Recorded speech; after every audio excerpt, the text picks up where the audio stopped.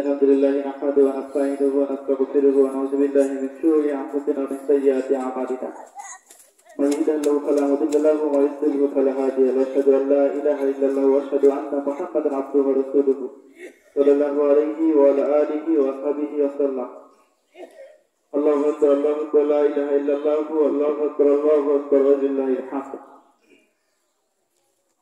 আজকের এই পবিত্র ঈদ উল ফিতরের দিনে উপস্থিত সম্মানিত মুসল্লিবৃন্দ, আসসালামু আলাইকুম ওয়া রাহমাতুল্লাহি ওয়া বারাকাতুহু। আপনারা সবাই কেমন আছেন? আলহামদুলিল্লাহ। আবারও সেই মহান আল্লাহ তাআলার শুকরিয়া আদায় করি যে আল্লাহ তাআলা আমাদেরকে সেই পবিত্র রমজান মাসের এক মাস রোজা রেখে চ্যানেলটি সাবস্ক্রাইব করে আমাদের সঙ্গেই থাকুন এবং তারাবি নামাজ পড়ে আমাদেরকে যে আল্লাহ তাআলা নিজেদেরকে সংশোধন করে নেওয়ার সুযোগ দিয়ে পরবর্তী ঈদ উল ফিতরের দিনে, যেটাকে বলা হচ্ছে ইয়ামুল তাওজুন, পুরস্কারের দিন, মানে এটির নাম দেওয়া হয়েছে ইয়ামুল তাওজুন, এই দিনে আমাদেরকে উপস্থিত হওয়ার তৌফিক যে আল্লাহ দান করলেন, তার প্রতি সকলে শুকরিয়া আদায় করি। যিনি যার ব্যাপারে বলা হচ্ছে ওয়াল আউয়াল ওয়াল আখির ওয়াল জাহির ওয়াল বাতিন, সে আল্লাহ তাআলার প্রতি শুকরিয়া, সকলে বলে আলহামদুলিল্লাহ। দরুদ ও সালাম পাঠ করি সেই মহামানবের প্রতি, সাইয়্যিদুল মুরসালিন খাতামুন নবীয়্যিন, যার ব্যাপারে আল্লাহ তাআলা বলেছেন মা আতাকুমুর রাসূল ফাখুযুহু ওয়া নাহাকুম আনহু ফান্তাহু, অর্থাৎ তোমাদের রাসূল যিনি পৃথিবীতে তোমাদের জন্য যা কিছু নিয়ে এসেছেন তা তোমরা গ্রহণ করো এবং তোমাদের রাসূল যা নিষেধ করেছেন তা থেকে তোমরা বিরত থাকো। এবং আজকের এই পবিত্র ঈদ উল ফিতর এবং ঈদ উল আযহার যাত্রা যার হাত দিয়ে হয়েছিল সেই মহামানবের প্রতি দরুদ ও সালাম সাল্লাল্লাহু আলাইহি ওয়াসাল্লাম। সেই সাথে আমরা আত্মার মাগফিরাত কামনা করি সেই সকল শহীদদের প্রতি, বদর, উহুদ, খান্দক থেকে শুরু করে আজ পর্যন্ত যারা দিন ইসলাম প্রতিষ্ঠার জন্য জীবন দিয়েছেন, আমাদের দেশের জন্য যারা জীবন দিলেন সর্বশেষ। এবং খুবই বেদনাদায়ক ঘটনা, আপনারা জানেন, আমরা দোয়া করবো সেই সকল শহীদদের জন্য। আপনারা জানেন যে আমাদের ফিলিস্তিনের গাজার মুসলমানদের অবস্থা খুবই করুণ। গতকাল ঈদ উল ফিতরের দিনেও বেশ মা সন্তান সহ অনেক ভাই বোন শহীদ হয়েছেন গতকালকে দিনেও।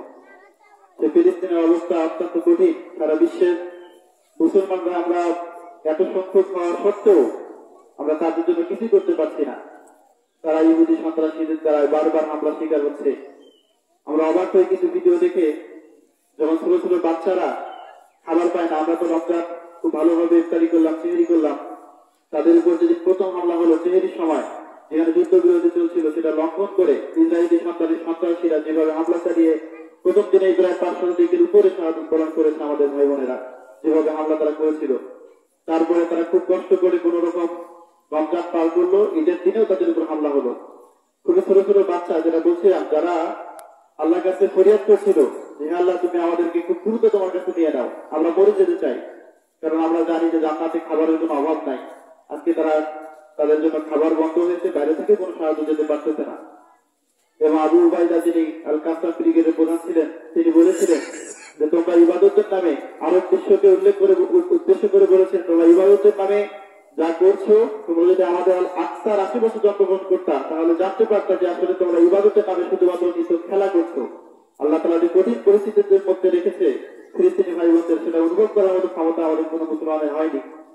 তারা বলেছিল যে তোমরা সর্বোচ্চ হয়তো দোয়া করে আমাদের জন্য চোখের পানিতে তোমাদের দাড়ি ভিজাইতে পারছো, আর আমরা প্রতিনিয়তই আমাদের জীবন রক্ত দিয়ে আমরা এখানে এক গলা পরিমাণ রক্তের মধ্যে যেন হালুডুবু খাচ্ছি। কি একটা নির্মম ইতিহাস সেখানে তৈরি হচ্ছে ফিলিস্তিনের পথে।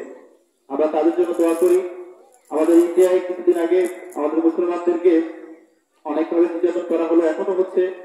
সেই সকল মুসলমানদের জন্য আমরা দোয়া করি, যারা শহীদ হচ্ছেন, এখনো দিন প্রতিষ্ঠার জন্য জীবন দিচ্ছেন। আল্লাহ সকলকেই শহীদের সর্বোচ্চ মর্যাদা দান করুন, সকলে বলে আল্লাহ আমিন। সমাজ উপস্থিতি, আজকে পবিত্র ঈদ উল ফিতরের দিন। আপনারা জানেন যে ঈদ শব্দটি এখানে কয়েকটি শব্দমূল থেকে এসেছে। যদি আমরা এটাকে দেখি যে এটা আউট শব্দমূল থেকে আসছে, যার অর্থ হলো ফিরে আসা, প্রত্যাবর্তন করা, কামব্যাক করা। অর্থাৎ প্রতি বছরই ঈদ আমাদের মাঝে ফিরে আসে। হয়তো বা মানুষ আমরা পৃথিবী থেকে চলে যাই, কিন্তু ঈদ আমাদের মাঝে প্রতি বছর চলে আসে সময় মতো। এই অর্থে ঈদ অর্থ হলো ফিরে আসা, প্রত্যাবর্তন করা। আরেকটি শব্দমূল হলো যে এই শব্দটা আদার শব্দ থেকে এসেছে, তার অর্থ হলো অভ্যাস, করুণা, ইহসান করা।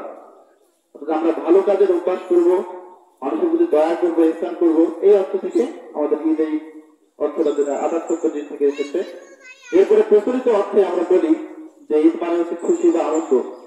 সমাজ উপস্থিতি, এই ঈদের খুশি বা আনন্দ এটা নিছক কোন ধরনের শুধু মজা করা বা শুধুমাত্র নিজের ইচ্ছা মতো আনন্দ করে বেড়ানো, এই আনন্দকে বোঝানো হচ্ছে না। এখানে আমরা সেই সিয়াম সাধনার মধ্য থেকে আমরা যেভাবে ঘোষণা পেয়েছিলাম, আল্লাহ রাসূল ইসলাম যেভাবে ঘোষণা দিয়েছিলেন, এবং তিনি আবার এই ঘোষণা দিয়েছিলেন এবং আরেকটা ঘোষণা দিয়েছিলেন যেটা আসছে আবু হুরায়রা রাদিয়াল্লাহু আনহু থেকে তিনটাই, যে মান কামা লাইলাতুল কদর ইমান ইদসলান কুবরাল হবে তানবীহ। এখানে বলা হচ্ছে যে ব্যক্তি রমজানের রোজা ইমান ইদসলার সাথে রেখেছিল, যে ব্যক্তি সেই তারাবির নামাজ কিয়ামুল লাইল ইমান এবং ইদসলার সাথে করেছিল, এবং যে ব্যক্তি লাইলাতুল কদরের নামাজ ইমান এবং ইদসলার সাথে করেছিল, আল্লাহ তাআলা তার বিগত দিনের সমস্ত গুনাহগুলোকে মাফ করে দিবেন, সুবহানাল্লাহ বলি। তাহলে এই যে সেই মাফ করে দেওয়ার যে ঘোষণা ছিল, এবং আজকের দিনে যে আমরা এখানে রোজা ভেঙে ঈদ উদযাপন করতে এসেছি, এটা আমাদের একটা খুশির সময়, খুশির মুহূর্ত, অর্থাৎ আমাদের পাপগুলোকে আল্লাহ ক্ষমা করে দিচ্ছেন, এই খুশিতে আমরা খুশি হতে পারি। এর বাইরে আমাদের অন্য ধরনের কোনো খুশি হওয়ার সুযোগ নাই।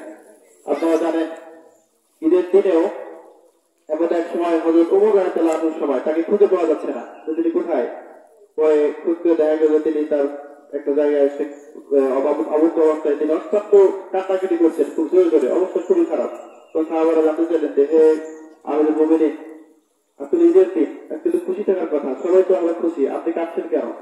তখন তিনি বললেন যে আমি কিভাবে খুশি থাকবো, আমি তো এখনো জানতে পারিনি যে আমার বিগত জীবনের গুণাগুলোকে মাফ করে দেওয়া হয়েছে, আমি তো এটা এখনো জানতে পারিনি, তাহলে আমার জন্য কিসের খুশি, আমি কিভাবে খুশি থাকতে পারি? যদি জানতে পারতাম যে আল্লাহ আমার জীবনের গুণাগুলোকে মাফ করে দিয়েছেন, তাহলে হয়তো আমি খুশি হতে পারতাম, কিন্তু এখন সেই সুযোগ নেই। ওমর রাদিয়াল্লাহু আনহুর আমরা আরেকটা ঘটনা বিভিন্ন বই বা ঘটনা জানতে পারি, যেটার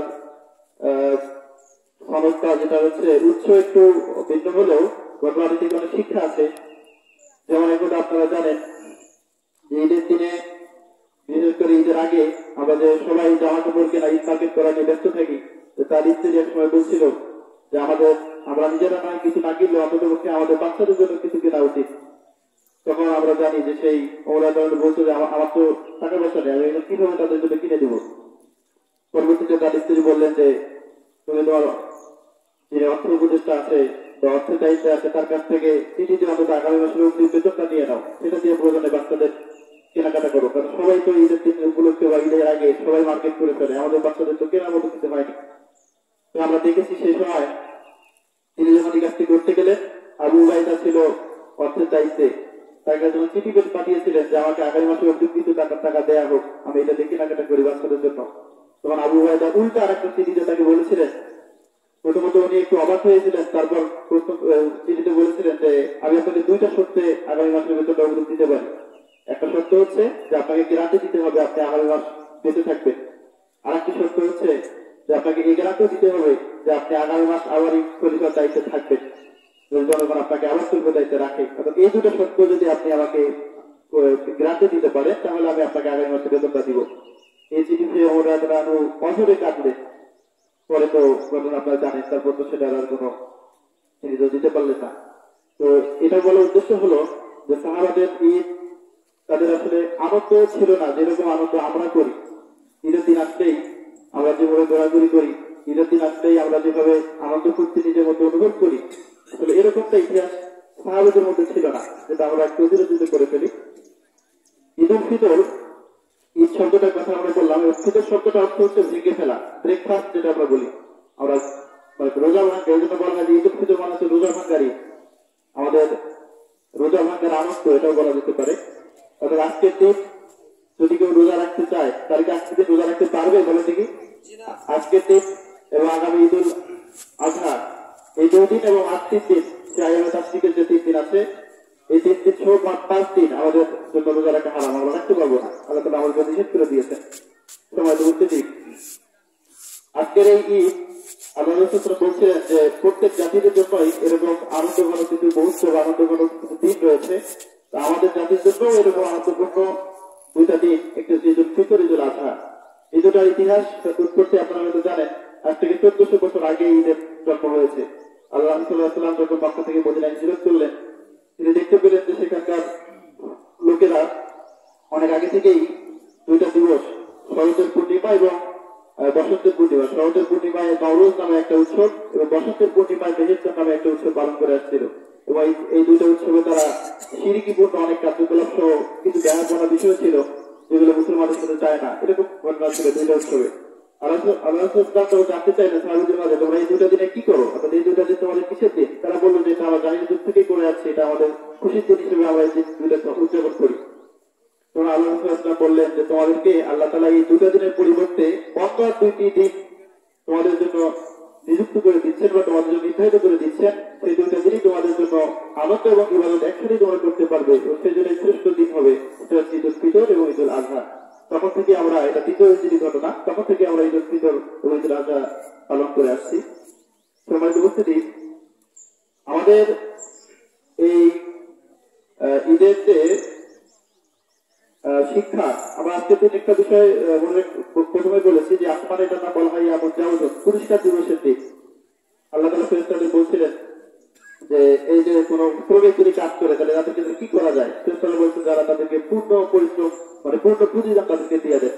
তো আল্লাহ তাআলা বললেন যে ঠিক আছে, যারা 1 মাস এভাবে রোজা রেখে কষ্ট করে সিয়াম সাধনার মধ্য দিয়ে আমাকে যারা স্মরণ রাখলো, যারা এক মুহূর্তের জন্য আমাকে ভুলে যায়নি রমজান মাসে, যারা ইমান এবং ইতিকাফের সাথে রোজাগুলো নামাজগুলো পড়লো, আমি সে আল্লাহ তাদেরকে ঘোষণা দিচ্ছি যে ঈদের নামাজ পড়ে যেতে যেতেই আল্লাহ তাআলা আমাদের জীবনে গুনাহগুলোকে মাফ করে দিবেন। সুবহানাল্লাহ, এরকম ঘটনা হাদিসে আছে।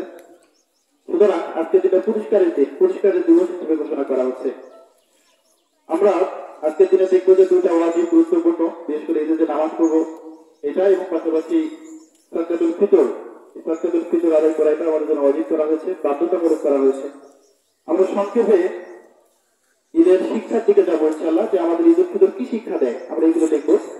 তার আগে আরেকটা বিষয় বলে নেই যে আমরা ঈদের দিনেও আগে আমরা দেখেছি যে আল্লাহ সাল্লাল্লাহু সেই সময় হাফসীদেরকে বলেছিলেন, যারা খেলাধুলা করতো, আনন্দ ফুর্তি করতো, তাদেরকে বলেছিলেন যে তোমরা খেলাধুলা করো যেগুলো ইসলাম সাপোর্ট করে বা ইসলামের সীমাবদ্ধতার মধ্য থেকে যেগুলো করা যায় এগুলো করার জন্য উৎসাহিত করেছেন আল্লাহ সাল্লাল্লাহু আলাইহি ওয়াসাল্লাম। এবং আয়েশা রাদিয়াল্লাহু আনহা থেকে হাদিস থেকে এটা আসছে যে আয়েশা রাদিয়াল্লাহু আনহা সহ তিনি বিভিন্ন খেলা দেখেছেন, এরকম আসছে যে ধরনের খেলা ইসলামের বিধিবিধানের মধ্যে থাকে, যেগুলোতে নামাজের ছুটে চলার সুযোগ থাকে না, যেগুলোতে ফরজ পালন করার সুযোগ থাকে না, যে খেলাগুলো পেশাজীবী হিসেবে কেউ গ্রহণ করবে না, এরকম যদি কিছু বিষয় থাকে যারা ইসলামী সংস্কৃতির বিপরীত না, ইসলামী সংস্কৃতির মধ্যে, সেগুলো আমাদের জন্য দায়ী আছে। তোমার উপস্থিতি ঈদুল ফিতরের গুরুত্বপূর্ণ একটি শিক্ষা নিয়ে আমরা কথা বলবো ইনশাআল্লাহ। ঈদুল ফিতরের প্রধান যে শিক্ষাটা সেটা হলো যে আমাদের ঈদ হচ্ছে একটা আনন্দ এবং ইবাদত। অথচ এখানে প্রথমে আমরা বললাম যে আমাদের জন্য কোন অনুষ্ঠানই নিছক কোন কর্মকাণ্ড নয়, প্রত্যেকটা অনুষ্ঠান ইসলাম যেগুলোকে স্বীকৃতি দিয়েছে সেগুলো সবগুলো আমাদের জন্য ইবাদত। আমরা সেটা যদি পূর্ণ আল্লাহ তাআলা সন্তুষ্টি অর্জনের জন্য করে থাকি তাহলে অবশ্যই সেটা ইবাদত। এবং আজকের এই ঈদের আনন্দ যেটা হবে সেটা হবে একটা অনেক বড় ইবাদত। আমরা নামাজ পড়বো, নামাজ পড়ার পরে আমরা আমাদের গরিব দুঃখী যারা তাদের খোঁজখবর নিব, এগুলো আমাদের ইবাদতের মধ্যে গণ্য হবে। ঈদের শিক্ষার মধ্যে আরেকটি হলো যে ধনী গরিব আমরা সব একাকার হয়ে যাই, এক হয়ে যাই। এখানে আজকে ঈদের নামাজ পড়বো, এই এলাকার সবচেয়ে ধনী যে ব্যক্তিটা আছে তিনি যেমন এখানে থাকবেন, আজকে ঈদের নামাজের সবচেয়ে গরিব যে ব্যক্তিরা থাকবেন তিনি আমাদের পাশে থাকবেন। অর্থাৎ ধনী গরিব আমরা সবাই মিলেমিশে একটার হয়ে থাকবো, একসাথে থাকবো।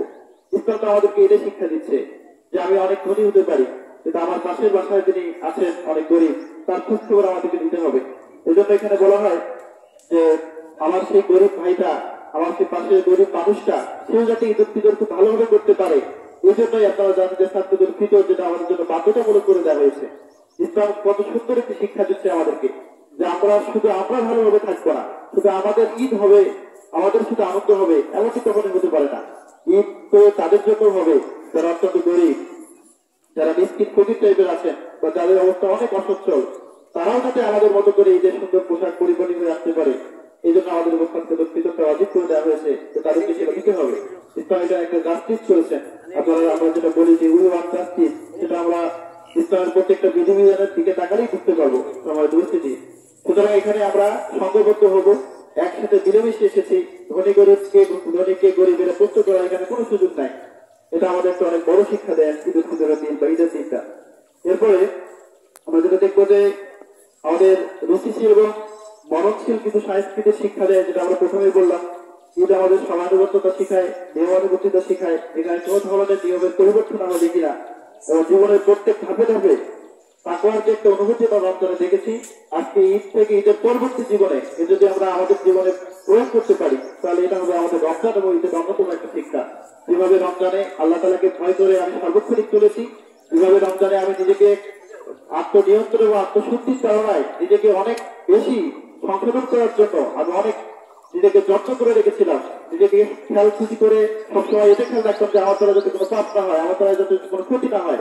এই যে অনুভূতিটা আমার রমজানের মধ্যে যেটা ছিল, এটা রমজান পরবর্তী সময়ে যদি আমরা এই অনুভূতিটা সবসময় জাগ্রত করতে পারি, তারপর এই মাত্রাটা যদি বজায় রাখতে পারি, তাহলে রমজানের ঈদ আমাদের সফল হবে। সম্মানিত উপস্থিতি, সর্বশেষ যেটা আমরা বলবো যে আজকের এই অনুষ্ঠানটি, আজকের এই ঈদের জামাতটি আমাদের দুইটা সমাবেশের কথা মনে করে দেয়। আমরা এটি বলে শেষ করবো ইনশাআল্লাহ। কথা একটি হলো যে কত সেই আগামী হাসরের ময়দানে আমাদেরকে যখন একত্রিত করা হবে, সেই সময়কার একটা অনুভূতি আমাদের জাগ্রত হবে এখানে, যে সেই সন্তানের লোক সেখানে থাকবে। আল্লাহ তাআলা আমাদেরকে সেদিন আমরা যে আমল করেছিলাম সেদিন আমলটা আমাদেরকে দেখা হবে, এবং সেদিন বলা হবে যে একটা কিতাবিকা তোমরা পাঠ করেছো এই কিতাব। সেদিন আমাদেরকে হাতে আমল নেওয়া যখন আমাদের দিবে, আমরা অবাক হয়ে যাবো যে আমাদের ছোট্ট কাজটাও সেখানে বাদ পড়েনি, বড় কাজগুলো তো আছেই। তাহলে কতটা সাবধানের সাথে চললে আমরা সেই দিন সম্মানিত হবো, সেই ধরনের সাবধানতার সাথে আমাদের জীবন যাপন করতে হবে। এই ঈদের জমায়েতটা আর একটা সমাবেশের কথা মনে করিয়ে দেয়। আমাদের জান্নাতি যারা হবো আমরা, সেখানে আমরা দেখবো যে আল্লাহ তাআলা সবাইকে নিয়ে এরকম একটা প্রোগ্রাম ওরিয়েন্টেশন হবে। সেখানে আমরা দেখবো যে আল্লাহ তাআলা সেখানে প্রধান অতিথি এবং আল্লাহ রাসূল ইসলাম সহ এখানে বিশেষ অতিথি থাকবেন। সেই সময়কার একটা যে অবস্থা হবে সেটাও আমাদের আজকের সমাবেশটা স্মরণ করিয়ে দেয়। সর্বোপরি এই ঈদের যে আমাদের শিক্ষা, যে আমরা নিজেদেরকে যেভাবে নিয়মানুবর্তিতার সাথে রমজান পার করে যেভাবে আমরা নিজেদেরকে গোছানো অবস্থায় রেখেছি, ঈদ পরবর্তী সময় আগামী বছর পর্যন্ত যাতে আমরা সার্বক্ষণিক নিজেদের মধ্যে এই অবস্থাটা জারি রাখতে পারি, এটা যদি রাখতে পারি তাহলে আমাদের রমজান যেমন সফল হবে, আমাদের আজকের এই ঈদের আনন্দ এটিও সফলমণ্ডিত হবে। সময় উপস্থিতি, সর্বোপরি আমি আপনাদের সকলের জন্য এই কল্যাণ কামনা করি যে আল্লাহ তাআলা আমাদের জন্য যে দুইটা দিন দিয়েছেন উৎসব আনন্দ হিসেবে, ঈদুল ফিতর, ঈদুল আজহা, এটি বারবার একটু আমরা বলে থাকি যারা নিচুক কোনো অনুষ্ঠান নয়। আমরা ঈদের দিন আসলে যেভাবে নামাজ পড়ে বের হই, স্ত্রী পুত্র নিয়ে অনেকেই রাস্তাঘাটে ঘোরাঘুরি করি, আপনারা দেখবেন যে অনেকে বেপরদায় চলাফেরা করছে, যেখানে আল্লাহ তাআলা বলছেন যে দায়ুসের কথা বলা আছে, দায়ুস কখনো জান্নাতে যাবে না, যাদের স্ত্রী সন্তান তারা পর্দা করে না। তাহলে আমাদেরকে এই জন্য সতর্ক থাকতে হবে যাতে আমরা কেউ দায়ুসের কাতারে না পড়ি। আল্লাহ তাআলা আমাদের প্রত্যেককেই এই ধরনের ঈমান আমল দেখে আগামী দিনে আমাদের পথ চলাকে সহজ করুন। আমার তৌফিক ইল্লা বিল্লাহ। আসসালামু আলাইকুম ওয়া রাহমাতুল্লাহ।